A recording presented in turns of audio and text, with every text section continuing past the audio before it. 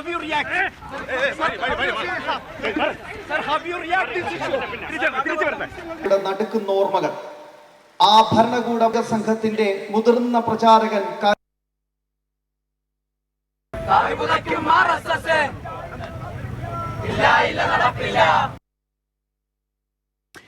കുപ്രസിദ്ധമായ അടിയന്തരാവസ്ഥ അരനൂറ്റാണ്ടു പിന്നിട്ട ഇതേ ദിവസം കേരളം കണ്ടത് വീറുറ്റ പ്രതിഷേധത്തിൻ്റെ പോരാട്ട വീര്യമാണ്. RSSകാരുടെ ഭാരതാംബ ചിത്രം വെച്ച് കേരള സർവകലാശാല സെനറ്റ് ഹാളിൽ ഗവർണർക്കായി ഒരു പരിപാടി. കാവിക്കൊടി പിടിച്ച സ്ത്രീയുടെ ചിത്രം വെച്ചുള്ള പൊതുപരിപാടി സർവകലാശാല ചട്ടങ്ങൾക്ക് വിരുദ്ധമാണെന്ന് സർവകലാശാല രജിസ്ട്രാർ നിലപാടെടുത്തു. സർവകലാശാല ചാൻസലർ കൂടിയായ ഗവർണർ സർവകലാശാല ചട്ടം ലംഘിച്ച് പരിപാടിയിൽ പങ്കെടുത്തു. SFIയും DYFIയും ഗവർണറുടെ RSS പദ്ധതിക്കെതിരെ ശക്തമായി പ്രതിഷേധിച്ചു. കേരളത്തിൻ്റെ ശക്തമായ എതിർപ്പ് ആർലേക്കർക്ക് അറിയേണ്ടി വന്നു. പരിപാടിക്ക് ശേഷം പിൻവാതിലിലൂടെ മടങ്ങി. അതും വൺ വേ ട്രാഫിക് റോഡിൽ എതിർദിശയിലേക്ക് സഞ്ചരിച്ച് സമരക്കാരുടെ കണ്ണിൽപ്പെടാതെ സ്ഥലം വിട്ടു.